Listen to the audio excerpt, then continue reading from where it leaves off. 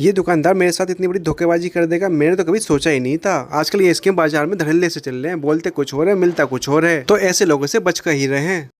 तो आज धनतेरस के शुभ अवसर पर मैं और वासु धन्यों पे सवार होकर चल देते हैं बाजार में कुछ खरीदारी करने के लिए। बाजार में पहुंचने से पहले जगह जगह में जाम मिलना शुरू हो जाता है। मैंने कहा आज सही फंस गए हम लोग। तो फिर हम लोग पहुंच जाते हैं झालर वाले की दुकान पे, क्योंकि हमें घर के लिए झालर लेनी होती है और जिस प्रकार की हमें झालर लेनी है वो यहाँ पे अवेलेबल है। मगर जिस कलर की हमें झालर लेनी थी वो कलर यहाँ पे अवेलेबल नहीं था। चलो जो कलर चाहिए था वो नहीं मिल रहा, मगर लेंथ तो हमें 50 मीटर चाहिए थी, मगर लेंथ भी 50 मीटर नहीं मिल रही थी यहाँ पर। फिर क्या था, कड़क धूप और जाम को झेलते हुए चल रहे थे हम दूसरी दुकान पे। फिर क्या था, हम लोग पहुंचाते हैं दूसरी शॉप पे जहाँ से झालर खरीदी थी हमें। यहाँ पहुंच के देखने लगते हैं हम तरह तरह की झालर है जो कि काफी अच्छी थी।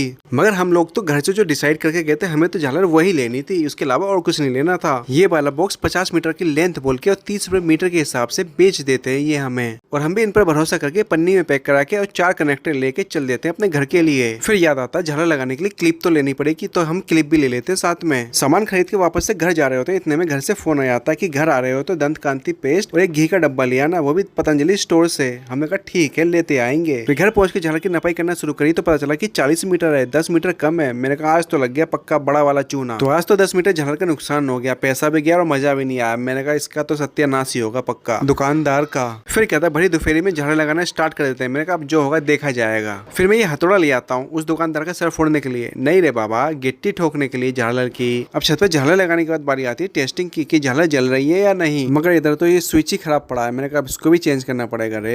अपने साथ समस्या एक नहीं अनेक है, एक काम बिगड़ता है दूसरा बिगड़ता चला ही जाता है। इस जाल वाली झालर को लगाने में सबसे ज्यादा मेहनत लगी है और यही नहीं जले तो दिमाग खराब हो जाएगा मेरा आज। और शाम के समय हुआ भी वैसा ही, सब पैसा बर्बाद हो गया, सारी झालर जल गई मगर ये जाल वाली झालर नहीं जली। मैंने कहा यही था सबसे बड़ा कुनेट। खैर अब क्या ही कर सकते हैं। फिर मैं चल देता हूँ अपने प्राचीन कंठी माता मंदिर में प्रसाद चढ़ाने के लिए बजरंगबली को। मंदिर की डेकोरेशन देख के दिल को सुकून पहुंच जाता है। मैंने कहा मेहनत वसूल हो गई हमारी आज। डेकोरेशन कैसी लग रही है कमेंट करके जरूर बताना आप लोग, और कमेंट के अंदर जय श्री राम लिखना ना भूलें।